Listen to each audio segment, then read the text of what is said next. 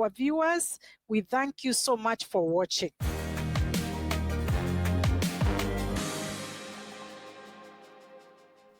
Welcome to the Rogers TV All Candidates debate for London West in the 2025 federal election. I'm Patrick Maloney, digital editor at the London Free Press, and I'll serve as your moderator for this debate.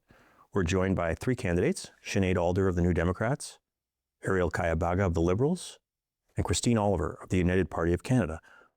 We'll start with a 1-minute introduction by each candidate before we get into the formal question period. And we'll begin with Sinead Alder of the New Democrats.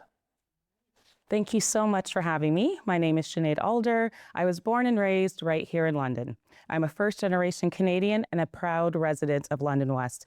I understand the strength it takes to overcome obstacles because I've lived it.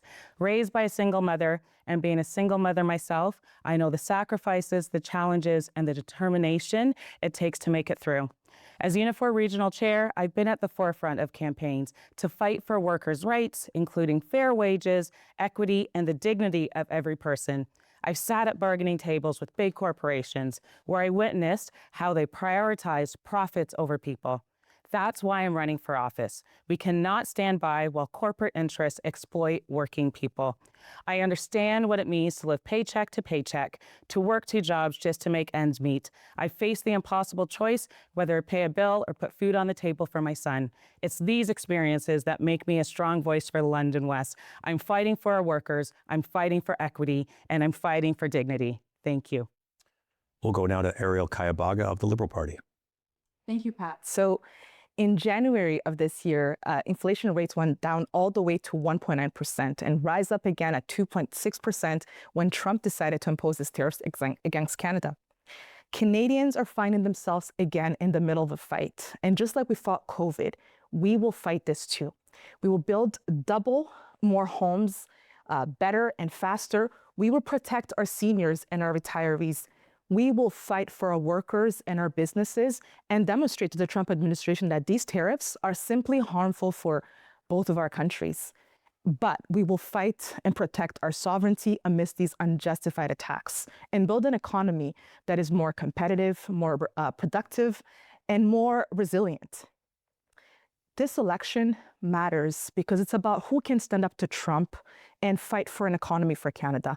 I'm proud to be part of Mark Carney's team, and I'm asking you that on April 28th, you vote for me, Ariel Kayabaga, your Liberal candidate. Thank you.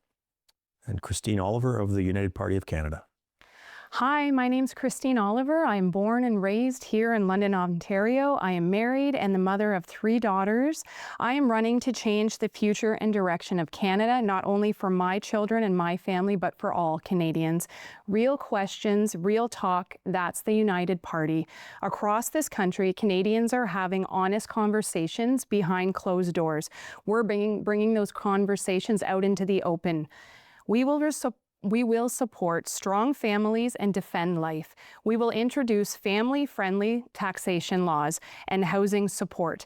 We will repeal Bill C-4, establish a Parental Rights Act, move to ban MAID and abortion, and support adoption and palliative care. We'll secure our borders, stop illegal immigrants, and shut down cartel crime here in Canada. We'll push Canada out of the UN, WEF, WHO, and Paris Accord because they undermine Canadian sovereignty, independence, and our economy. So before we begin with the questions, I'll note that all the candidates in London West were invited to today's debate, and only 3 actually chose to attend. Our first question is about a politician from another country, because that seems to be the nature of this campaign. I'm curious about your opinion of U.S. President Donald Trump, and we'll start with Sinead Alder of the New Democrats. Thank you so much for that question. We are seeing what is happening with Donald Trump right now. We are seeing a bully that is trying to work his way into Canada and take control of Canada. Canada is not for sale. As Ontario Regional Council, I represent 170,000 workers across Ontario, and Unifor represents sectors across Canada-wide. We need to keep good-paying Canadian jobs. We are going to fight against Donald Trump, and the NDP is going to ensure that we are going to keep good Canadian jobs in Canada, fight for workers, and stand up against Donald Trump. Ariel Kayabaga of the Liberal Party. Thank you for the question, Pat. One of the things that how I want to answer this question is by how does London West feel about President Trump? London West is concerned about the attacks that President Trump's administration has put on our workers, on our economy, and our government wants to fight these attacks, these unjustified attacks against President Trump's administration. I think it's important to note that Canada has been a good neighbor to the United States of America. We cross borders with friends and families. They've been our friends, our families for a really long time. But what the President Trump administration is doing right now is simply unacceptable. We have to fight for our sovereignty against these unjustified attacks on our country. Obviously, this is what I'm hearing at the doors every single day. Currently, I have volunteers who have been voting Conservative for the last 50 years and NDP voters as well, who are helping us to make sure that Mark Carney and his team can lead the fight against these unjustified attacks. We have put tariffs, on response tariffs on these unjustified attacks, and we'll continue to do so. We will fight for our workers and our economy. Christine Oliver with the United Party. We have such great neighbors to the south. You know, Americans, we have many friends and families and colleagues who live in the United States. You know, we've been blessed to have them as sharing borders with us. They are one of our partners in NATO. They put more money into NATO than any other nation. They're a great ally for Canada. And when I've been speaking with constituents in my riding, they've been expressing to me that they're unhappy. They're unhappy with the way that the situation's being handled. As well, you know, the administration below us, down to the south of the U.S., they've asked Canada to tighten their borders, and they've asked Canada to stop the illegal flow of drugs, child trafficking, sex trafficking into our country. I don't think that's an unreasonable response by that administration, and that's what we were asked to do. The tariffs are based on that. They're not based on trade tariffs like with other nations. So I would like to see our government, the United Party, would work with them to stop those things happening in Canada, because that's what the tariffs are based on. Okay, on the same note, how would you describe how Canada has changed, if at all, since Donald Trump was reelected as U.S. president? We'll start with Ariel Kayabaga of the Liberals. Thank you for the question, Pat. As I said earlier, inflation rate had gone down all the way to 1.9% and only to rise again to 2.6% since Trump announced his tariffs against Canada.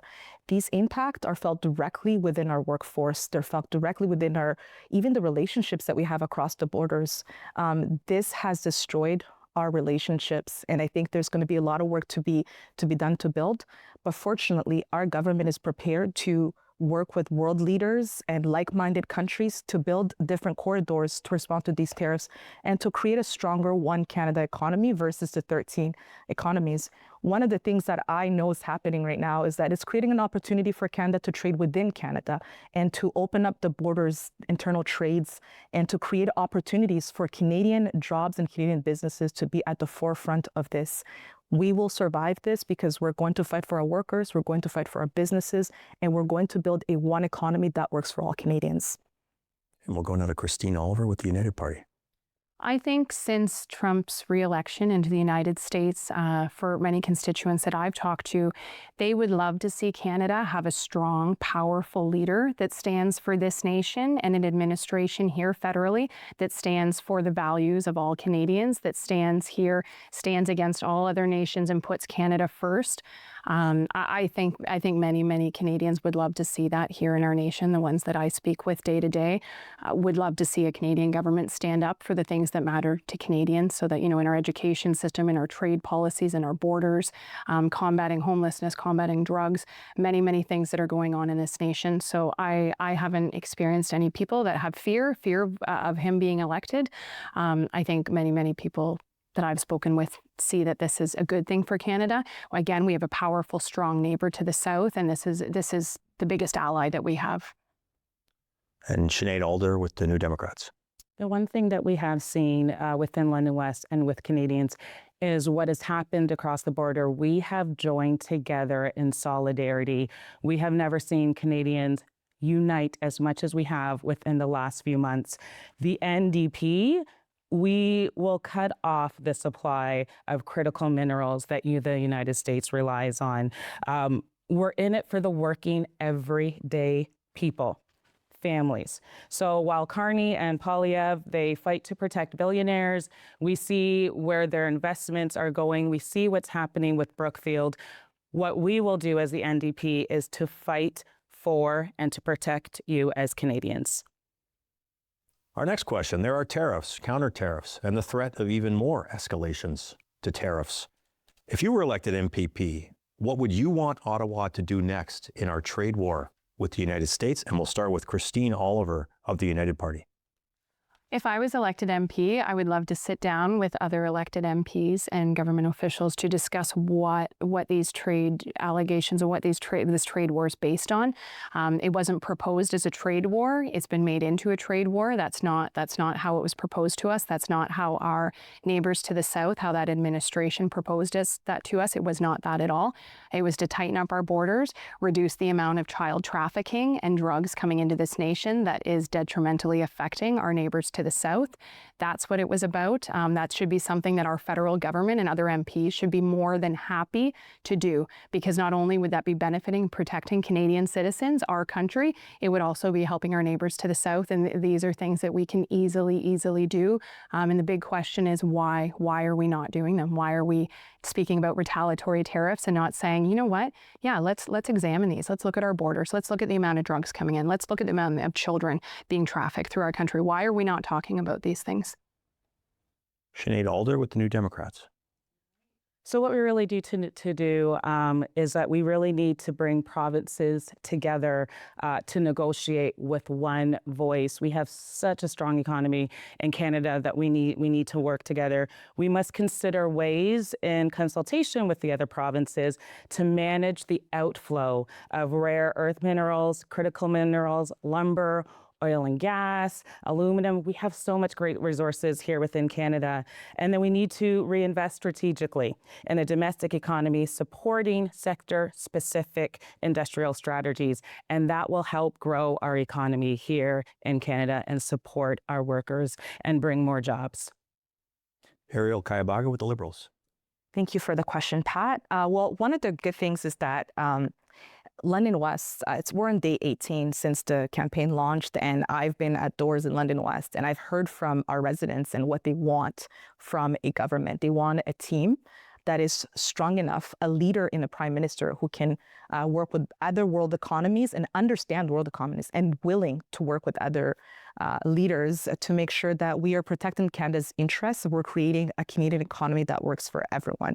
In the first week of Prime Minister Carney's election, he actually managed to bring the provinces together and to remove trading barriers off of the table. And he is committed to working with other provinces. So as a voice for London West, I will continue to bring those things to the table. I was lucky enough to be 2 weeks before the election to have a conversation with the manufacturing sector to understand directly the things that they need in the automotive sector. And many of those things are currently in our platform. So we're listening and we're taking action, and we're making sure that the things that people need the most are being responded to. Our next question, speaking of the auto sector, London is at the heart of Canada's auto sector, which faces perhaps the most dire threat under the trade war. I'll remind you that there are some experts who predict as many as 10,000 London area jobs could be at risk if it escalates further. So my question for you is this: what would you say to a London auto worker who wonders what your party can do for them? And I'll start with Sinead Alder of the New Democrats. I thank you for that question. As Unifor's Ontario Regional Council Chair, I represent the auto workers in Ontario. And right now they are being hit really hard. We see what happened in Windsor with Stellantis being closed. We have 4,500 people losing their job, and that's just the start. And within London West, we are going to be seeing so much more of that. So we really need a strong voice to fight against what is happening. As the NDP candidate, I will work to make sure that we get those jobs back here, to use our resources so that you are able to pay your bills, to be laid off and to not have any kind of income. We need to work with EI, have stronger EI reform, and help support you any way we can. Ariel Kayabaga with the Liberals. Thank you so much, Pat, for the question. Well, our platform and our plan, we're putting a $2 billion strategic response fund for the automotive sector. Look, we're listening to them. These are direct ideas that came from the auto manufacturing sector workers. We're creating opportunities for training spaces for workers. We're creating opportunities for them to also be a tax deduction for that, especially for our region. Workers who drive over 120 kilometers to get to jobs will have a tax deduction. We're creating opportunities for more training and more workers to get their upskill expertise so that they can continue to exist in this economy. We're also doing an all-in-Canada network where manufacturing sector across the country can actually meet and share resources and information. And one last thing I'll say, Lena Payne, who is the president of the Unifor, was with Prime Minister Carney when we announced our response to the tariffs. We are in it for the workers, not just in Canada, but in London West and the Southwestern region. And Christine Oliver with the United Party. Well, when meeting with auto workers, which I have friends and family who work in that sector, once again, pledging money towards these sectors, that's not going to solve the issue. The issue of our neighbors to the south. Again, the reason why these tariffs are put in place is because they've said, Canada, you're a security risk to us, Canada. You need to tighten your borders. And you need to stop the flow of drugs, fentanyl mainly, coming through your country, into our country, and stop the trafficking of humans. This is something we can easily do. We can take the billions and millions that we're going to be taking to pour into these other industries and just put together a task force to stop that and sit down with our neighbors to the south and say, yeah, we want to listen to you. We don't want tariffs. They don't want them either. This was imposed to initiate us to start doing something. The RCMP has talked to us about the 400. We have more than 400 criminal gangs here in Canada that they're aware of. That's not individuals, that's gangs. So our neighbors to the south are asking us to do something about it, and I would want to sit down with other MPs and assure that there doesn't need to be tariffs. We can end this now. For our next two questions, let's shift to the environment and climate change. The consumer carbon pricing has been cut. That's a move that was supported in the platforms of all three major Canadian parties. But what do you say to voters who believe the environment and environmental issues should be a top priority? And we'll start with Ariel Kayabaga of the Liberals. Thank you so much for the question, Pat. Well, obviously, in London West, some of the most pressing issues, environment continues to be one of the top fives. And the Liberal Party of Canada has been a champion for the environment, whether it was domestically or internationally, and we will continue to do so. Prime Minister Carney just recently launched our plan on our nature, protecting our biodiversity, making national historic parks free for Canadians starting this summer. We have been champions when it comes to the environment. We will continue to do so. And we believe that the environment, the fight against climate change is one that is worth taking, and we'll continue to fight it. Christine Oliver with the United Party. So the United Party, we greatly have a respect for our natural resources and for the beautiful country that we have here. You know, our lakes, our oceans, our trees, everything that we have. We're such a blessed nation. We have so many natural resources. And we believe that not only utilizing those natural resources, but as well restoring Canada's economy while protecting the natural environment, we will cancel all net zero agendas in Canada and remove the emissions cap. Canada is one of the cleanest nations in the world. Our oil and gas industry is above all else. The regulations that we have here, we have clean energy, and there's no reason why we should be cutting this off. It's detrimental to this country. It's detrimental to the people of this country. And when we have other countries around the world, we have China, we have India, we have so many more building coal plants and opening things up. And Canada's bound to this net zero agreement that we're in, and it's hurting Canadians. It's not benefiting Canadians, and we're a clean country. We should be able to use the natural resources that we have. Sinead Alder with the New Democrats. Yeah, so in knocking on doors in London West, it's one of the conversations I've had with so many people that are concerned with the climate crisis and their future and for their kids and their grandkids. Canadians are doing their part to fight the climate crisis. They deserve a government who does its part as well to protect our air and water. The Liberals and Conservatives, they teamed up to vote against the NDP's plan to close tax loopholes for big oils, and they take advantage of that. The New Democrats, we will fight for workers, not for big oil corporations and billionaires. We'll release a powerful plan to fight the climate crisis, make life more affordable, and create good jobs across the country. We know that we can do this for you. The union representing auto workers at CAMI in Ingersoll is asking Ottawa to order a slew of BrightDrop electric vehicle vans for Canada Post. In your opinion, should Ottawa be doing even more to support the electric vehicle sector in Canada than it already has done? And we will start with Christine Oliver of the United Party. I don't think that the Canadian government, the federal government, should be supporting companies choosing to go electric. I think that if that's something that a company chooses to do so, then they should, take the initiative and go ahead and do that. The cost and the amount of power that's used to create the electric vehicles, to create the batteries, to dispose of these when they're used, that's not something that we're discussing. The landfills, there's no way to break those down. The way that the land is destroyed when the extraction of the way that the ingredients and the components of these batteries, when they're made, if you go to the countries where these actually come from, the countries are absolutely destroyed. They're irreparable. The land is damaged. But I think, great, if companies want to do that and they believe that that is a solution and that is their way to help the environment, then I believe that they should go and, be able to do that. But I don't believe that we should be using Canadian tax dollars to help them do so. Sinead Alder with the New Democrats. Yeah, so if this is bringing more jobs, EVs, as we know right now, it is better for our climate. It is benefiting our climate. If we're bringing in these EV cars, it is going to create more jobs. So it's going to help the working families. And that is truly important. And that is what the NDP is about, is fighting for workers and making sure that they have these jobs. And if we can bring in vehicles that is safe for the environment and is great, then I think then yes, we should support that. Okay, Ariel Kayabaga of the Liberal Party. Thank you very much. Well, I will start by saying that earlier in our conversation with the automotive sector, they talked about the fact that we need more parts being built in Canada. And when I think about companies like Volkswagen that chose Canada as a destination versus choosing the United States of America, things like our environment policies, our inclusivity policies were part of that reason.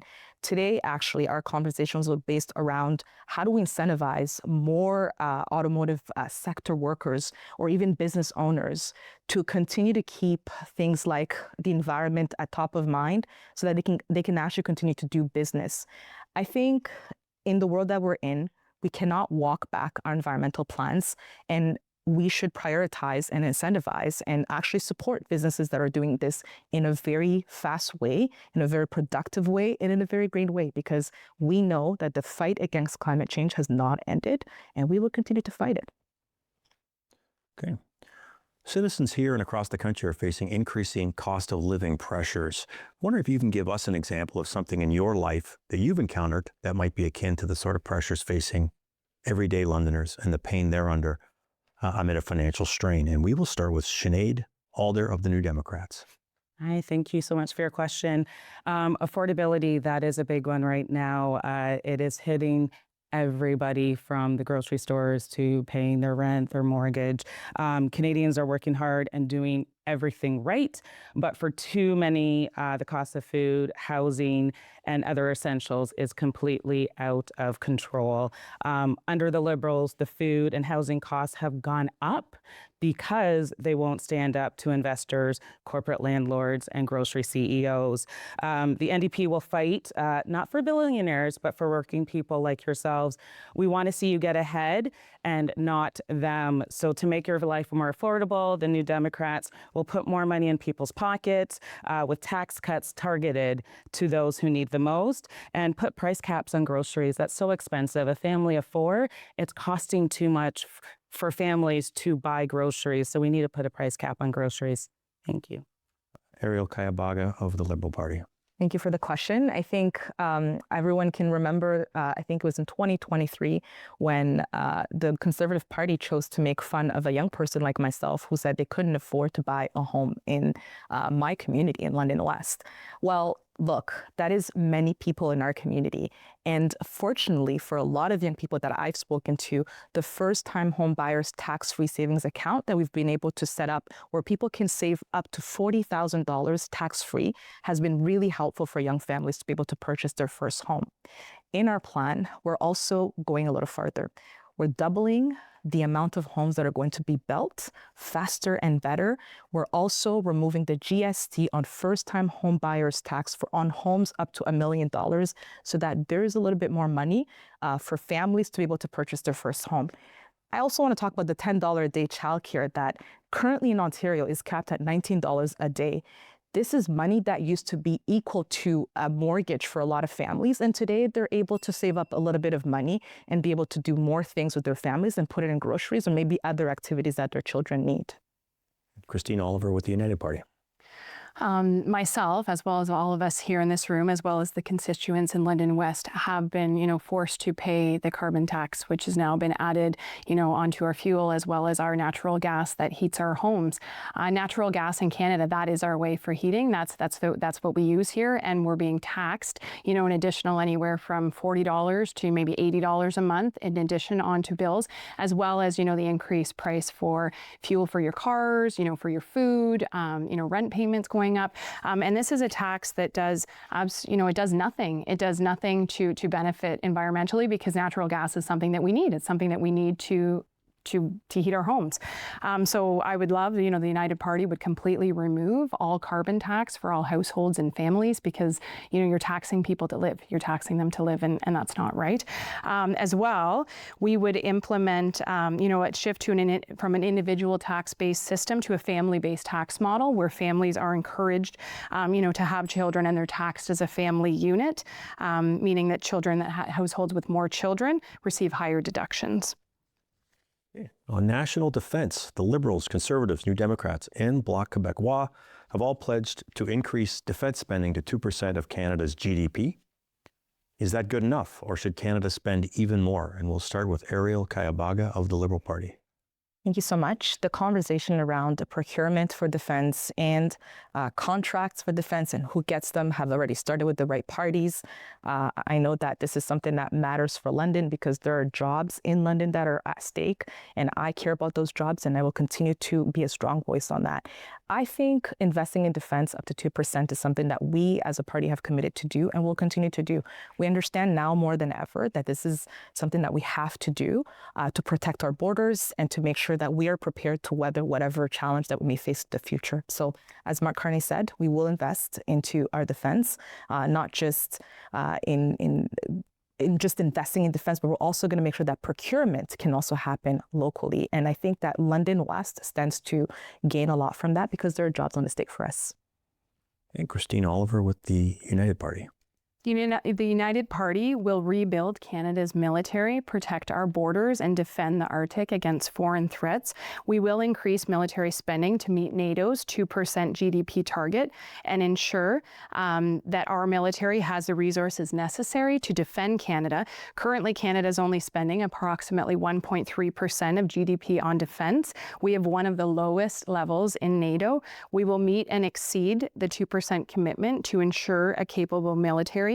We will be modernizing outdated equipment, including tanks, fighter jets, naval ships, and Arctic patrol vehicles. Our CF-18 fighter jets, they've been in service since 1980s. They're long overdue for replacement, and we will accelerate the acquisition of next-generation fighter and aircraft to protect our Canadian airspace. In doing this, as well as we will increase recruitment. The Army is well below its target of 10,000 troops. So, enlisting new Canadian citizens, this as well will provide jobs for them. And then again, all of the other projects that I mentioned above as well will provide jobs for Canadians. Sinead Alder with the New Democrats. Yeah, and I will keep this very short. We definitely need to provide that. We need to secure the defense. We also need to create jobs here in London West as well. The New Democrats will provide like the resources needed to have this for the community of London. Yes, that's what I will say to that. Thank you. Even as the local market swings in favor more of renters and buyers, housing costs are a huge issue across the London area. What would your party do to help everyday Londoners find affordable housing? And we will start with Christine Oliver of the United Party. Okay. So in London especially, but all across Canada, we will prioritize affordable housing for families. We will introduce policies, the United Party will, that prioritize family units in housing initiatives, ensuring affordable homes for parents raising children.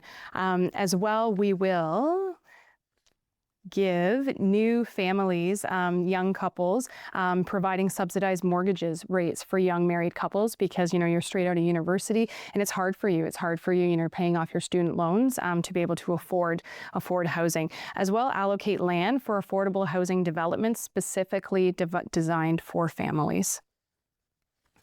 And Sinead Alder of the New Democrats. Right, thank you. That's one of the questions I'm hearing so many times at the door is our housing crisis right now. Basically, a good job should be enough to get you a decent home that fits your family. Right now, people are working harder than ever and still unable to afford a home that they deserve. And generations of Canadians, they are losing hope. And it's been over the last 9 years under the Liberal government that rent and home prices have doubled. We have seen that over the last 9 years. The NDP will make it easier to find a good, affordable place to call home by building more homes that people can afford faster and supporting the first-time home buyers to reach their dream of owning a home. And also stopping rent eviction. We are hearing so much about rent eviction, and we also need to lower your rent, and we need to really help those with the greatest housing need, and that is what I would do as MP. Ariel Kayabaga of the Liberal Party. Thank you so much. Look, the only way to curb a housing crisis is to build more homes. And we are committed to building more homes. We're going to double the building of homes in a faster, in a safer, in a better way. I want to talk about what is going on in London right now. Perhaps we can all learn something new today. We have brought over $108 million in the City of London, whether it was through the Rapid Housing Initiative, whether it was through the Housing Accelerator Fund. The City of London has been the first city to receive the Housing Accelerator Fund. And recently, actually, they received an extra amount of money because they have exceeded their units number. Obviously, the housing crisis is real for a lot of people, but the only way to curb that is to build more homes. And we're doing that. We have been doing that for the last 4 years that I have been an MP. I have been at housing announcements. Cranes are up in the City of London, in London West, and we're going to continue to fight this housing crisis. Canadians want to be able to afford the homes that they live in.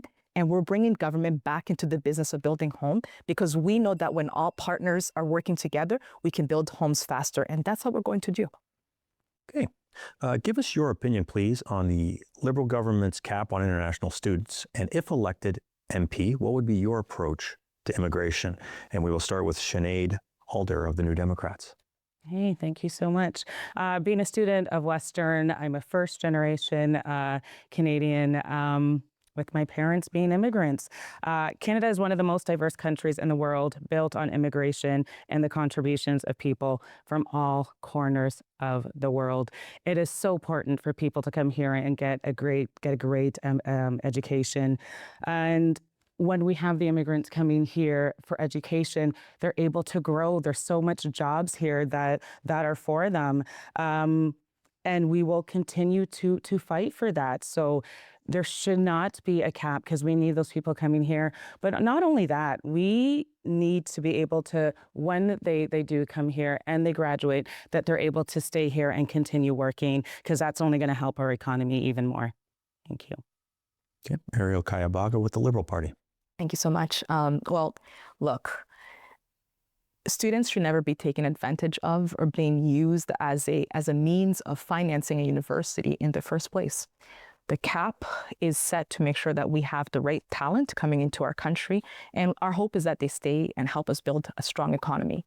But obviously, every stream works very differently. We have different immigration streams that, whether it's international students, whether it's family reunifications, whether it's temporary foreign workers that come into our country, every stream has a number that it has to meet. And unfortunately, our international student was way too high, and it was overflowing all our other caps and creating a long line of unprocessed documents. There is a lot of students who also were found being fraudulent in those applications. But the main concern here is not about the cap. It's about the province that's supposed to invest in colleges and universities, and students are never meant to be a source of income for universities.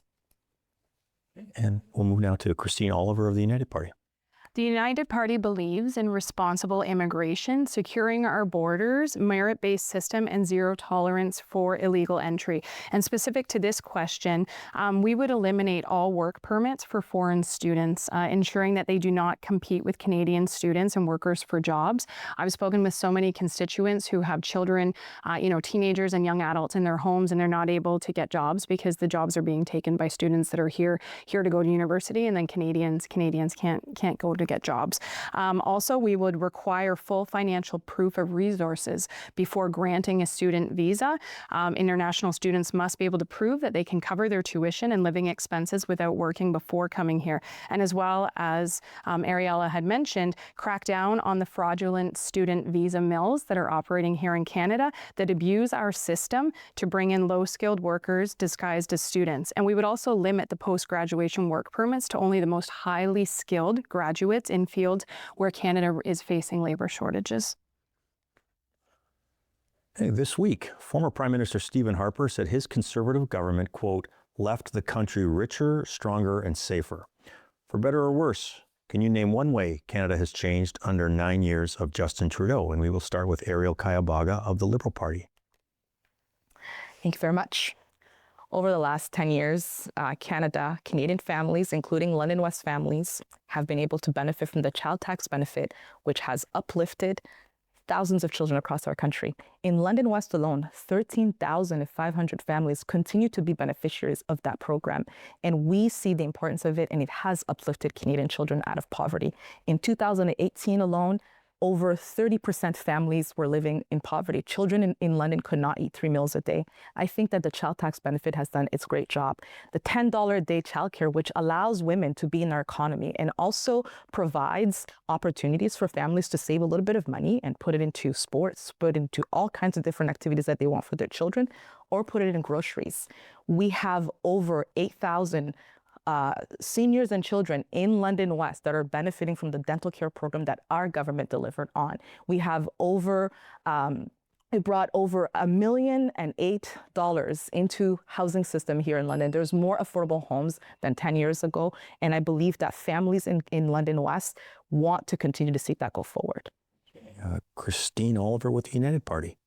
The current administration in Canada, our federal government, has signed us on with many accords and agreements, and this has all happened, in the last 9 to 10 years. And the United Party would withdraw from all United Nations and post-nationalist initiatives that infringe on Canada's sovereignty. And this affects every single one of us sitting here in this room, and every single one of you watching. These include the United Nations. We'd be withdrawing from that, the World Economic Forum, the World Health Organization, the Paris Climate Accord, and any other restrictive global climate accords. These organizations impose policies that undermine Canadian sovereignty and independence. They weaken our economy and erode our national values. Canada's laws must be made in Canada by Canadians. This current administration, we have seen all of these things come into play, and Canadians have watched our economy weaken, watch our sovereignty decrease, and watch our Canadian values being eroded. The United Party would put the stop to that. We'll move now to Sinead Alder with the New Democrats. Hi, so what we've seen over the last 9 years is affordability and the prices of stuff going up, as we discussed earlier. But what we did get over the last 9 years, and what the NDP forced the Liberals to do over the last 9 years is it was the NDP that brought in pharmacare, that brought in dental care, that did the medication as diabetes and birth control that benefits so many people, not only in London West, but throughout Canada. The Liberal government voted it down a bunch of times, and it was the NDP that forced them to get that. So that is why we have that, and we cannot forget that it was the NDP that brought that in over the last 9 years that benefits so many people. And going forward with an NDP government, we will keep that for you so that you can continue to benefit from those. Thank you. Okay. The Globe and Mail, CTV News, and Nanos published a poll that, as of the recording of this debate, is 2 days old. It showed the following: the Liberals with 42.7% support, the Conservatives at 38.1%, New Democrats at 8.1%, the Bloc Québécois at 6.6%, the Green Party at 2.8%, and the People's Party at 1.4%. What must your party do to attract more voters in time for the April 28th election? And we will start with Christine Oliver of the United Party. The United Party must continue to tell the truth. The United Party must answer questions at the door of constituents. They want real answers. They have real questions, so that we will continue to be out there, to be meeting with people, and to be answering all the questions that they would like answered. We are a new party. You know, we were formed in 2023, so we have a lot of work to do in London West, in Ontario, in all the provinces in Canada, but we will continue to do that. We are not going anywhere. So we're here just to have honest discussions, real discussions with people about what's going on in this nation, and to answer questions and to give them a path forward, have hope again in this nation. We are the true North, strong and free, and the United Party is excited to have those discussions with people. Sinead Alder of the New Democrats. Yes, continue doing what we've been doing. I've been out there every day knocking on doors and meeting so many wonderful people in London West. And it's so important to have those conversations so people know what the NDP has done for them. We are there for the workers. We are there for our people. And we're the ones that's supporting. We're going to, if they're on strike, we're going to the picket lines. We're supporting them any way we can. But it's so important to continue to get that message out that we are still here, we are fighting for you, and there's so much more that we can do for you. Ariel Kayabaga of the Liberals. Thank you, Pat. Look, democracy matters. Democracy matters to Canada. Democracy matters right now in this time where we have different leaders across the world that are, trying to attack and think they can own any specific country. And I think that voter apathy is something that we've seen in the last couple of elections. But this is a really important election. And I think that Canadians are going to go out and vote. I've spoken to London West residents, and they've told me that this is one of the most important elections in a really long time. We have new voters who are going to be getting the opportunity to get out and vote for the first time.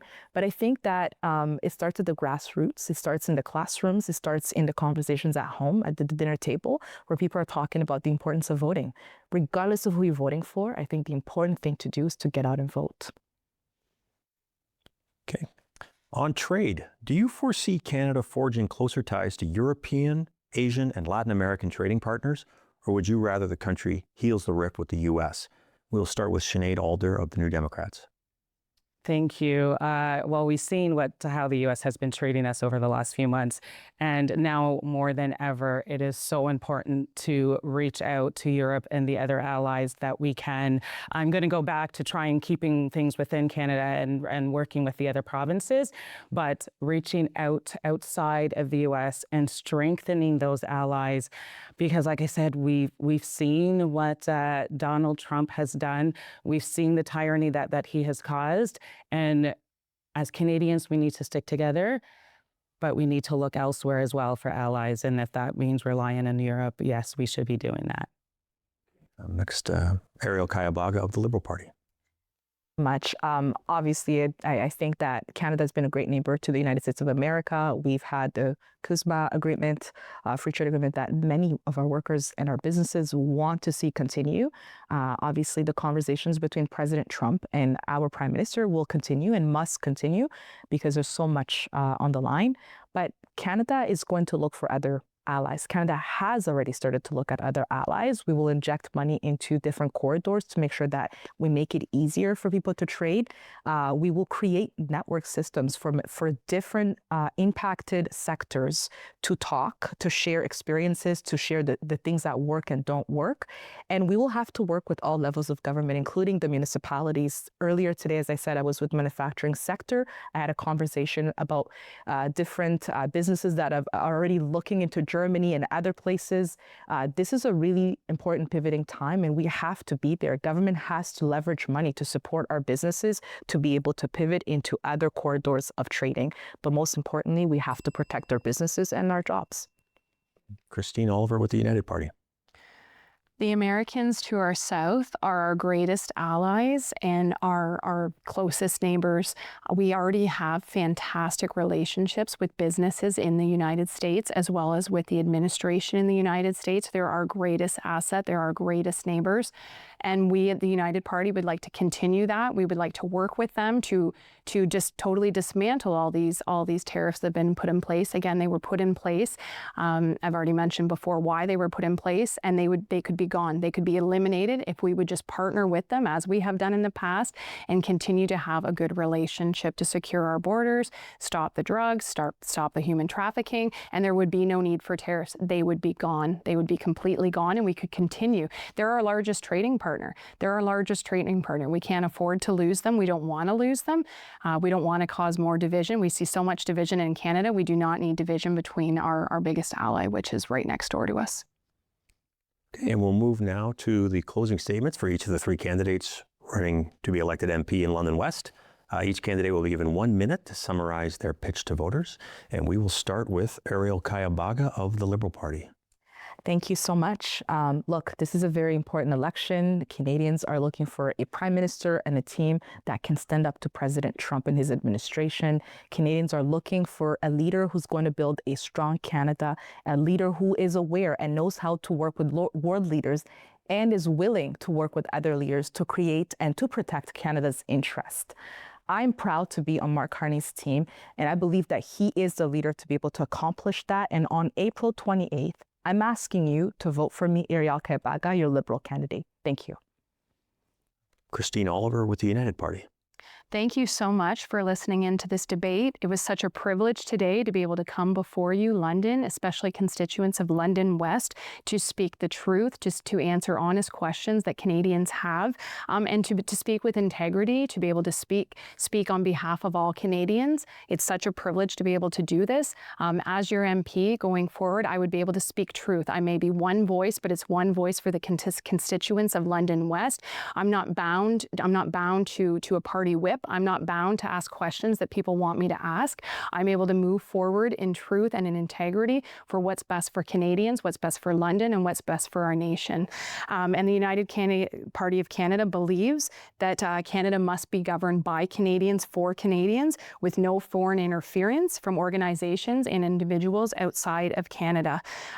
We will use our natural resources to restore Canada's economic prosperity while protecting our natural environment. And we believe that Canadians need to thrive again once more, and the government is here to serve the people. Sinead Alder with the New Democrats. Thank you again for this opportunity. And I want to emphasize that my decision to run comes from my determination to fight for what's right. As a first-generation Canadian raised in London and now having the privilege of raising my son in this community, I know the struggles that so many of us face. I graduated from Western University and I carried a massive OSAT debt for years. I understand what it means to struggle, especially with the rising cost of living imposed by our current Liberal government. The New Democratic Party believes in a Canada where your job is enough to cover your bills, groceries, and a decent home. These are basic human necessities. While I may be new to candidacy, I am not new to advocacy. I've lobbied MPs and MPPs and fought to keep healthcare public, EI, anti-scab legislation. There needs to be accountability. I and so many others are tired of hearing, this is the way it is. I am fighting for change. When I'm elected as your MP in London, I will return your phone calls, I will answer your questions, and I will be your voice in the House of Commons. Thank you. In closing, I'd like to note once again that all the candidates running in London West were invited to participate in today's debate. Thank you to the three who chose to join us. I'm Patrick Maloney. Thanks for watching, and we remind you to vote in the April 28th federal election.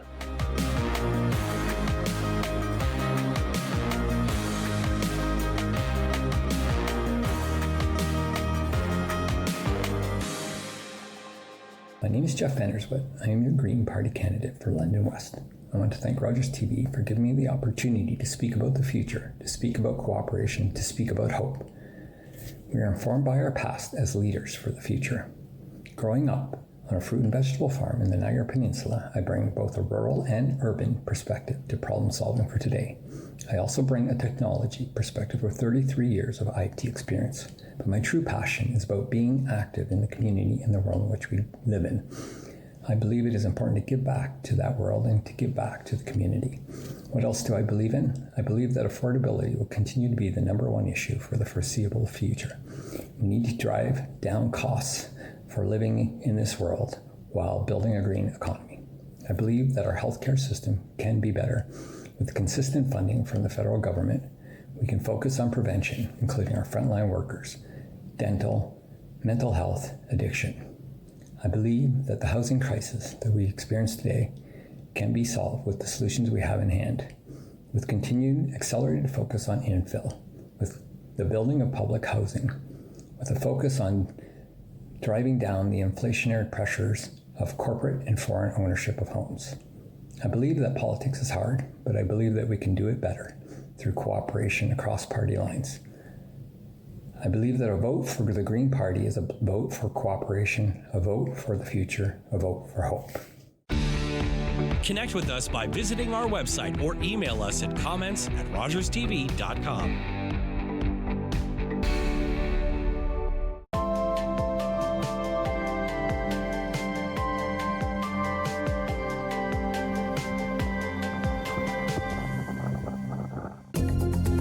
With Canada's sovereignty and economy under threat, this election is a defining moment for the country. There's so much on the line.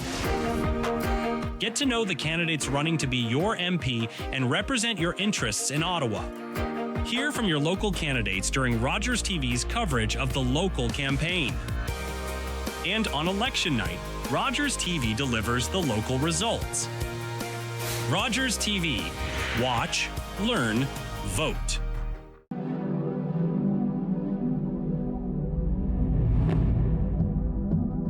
The same kick 10,000 times.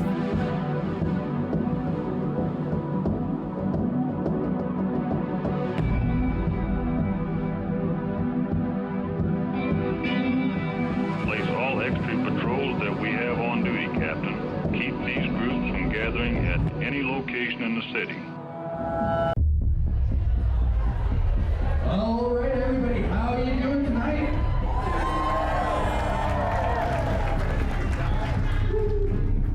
They say you shouldn't be afraid of the person that practices 10,000 different kicks. You should be afraid of the person that does the same kick 10,000 times. 10,000 times. 10,000 times. It's the same kick. 10,000 times. That's my plan of attack. Art Battle is live competitive painting done in front of a studio audience. And you have a little bit of fear and a little adrenaline, and it's everything a painter needs to get in there and attack.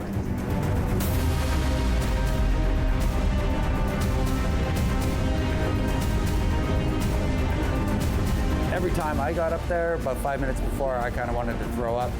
Just the adrenaline rush of it all. As far as Secret Weapon, I think it's just relax, chill out, have fun, and drink some wine. You got to go out there, you got to lay it on the line. Every artist is out there to win, and your kung fu's got to be pretty strong. Here we go for 10, 9, 8, 7, 6, 5, 4, 3, 2, 1, let's paint!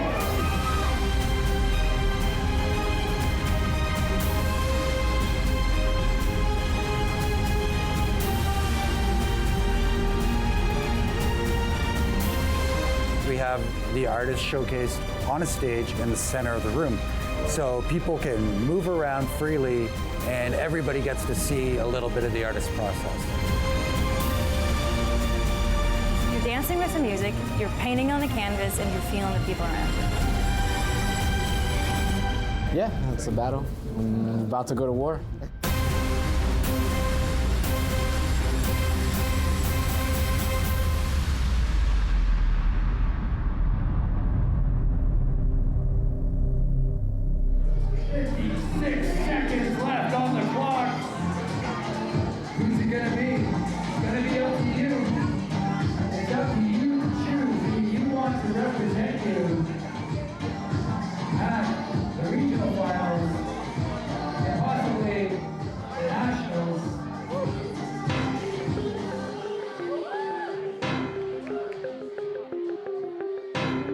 I think you're battling yourself and you're battling time more than you're battling each other, because every artist is so different and so so fun, and the variety is very wide. It's kind of hard to really compare side by side. That's up to the audience.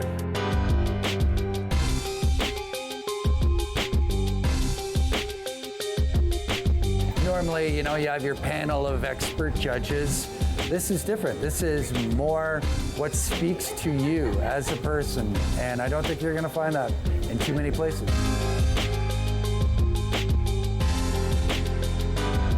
A lot of artists are just completely inspired by the music and the vibe right then and there. They had no plan. They just walk up on stage and just attack.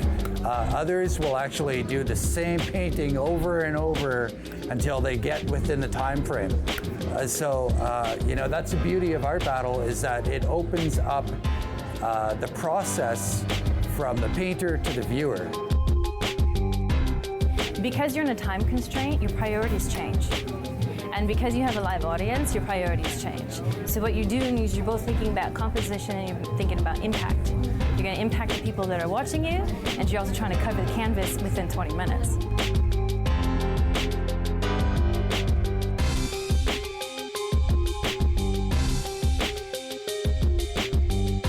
A lot of people are amazed. A lot of people are really blown away by the creativity that happens here in front of their eyes. That with so little time of only 20 minutes, that somebody's able to put out that quality. 9, 8, 7, 6, 5, 4, 3, 2, 1. Brushes down! For the artist that's stuck in a studio, it gives them a chance to get out there, meet people, connect with other artists, which is very important. This is like the perfect opportunity to show your skills and become like a kind of an art rock star or whatever you want to call it. Yeah.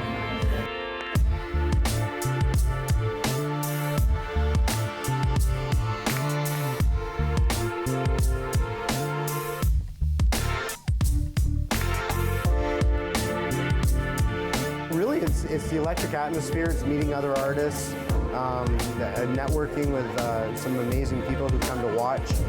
I've met producers, I've met directors of the NAC and things like that. It's a wonderful opportunity to meet everybody.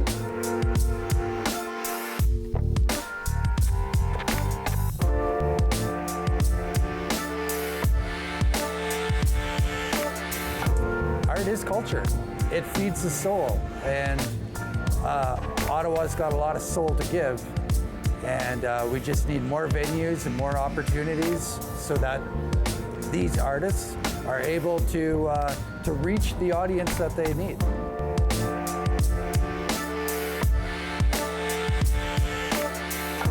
The second time I came, I didn't have a business card.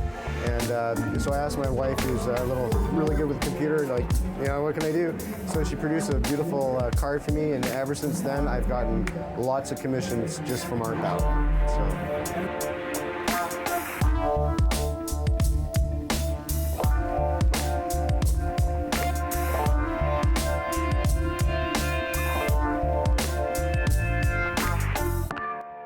You're going to see people stepping outside of their shell. They're going to lay it on the line. They're going to really try their hardest to share what they do with you. to let you into that process. You're also going to see a room full of happy people, drink in hand. You're going to see always a great DJ or a live act keeping you moving all night. And hopefully at the end of the night, you're going to see a lot of people that are inspired and excited about the arts here in the city.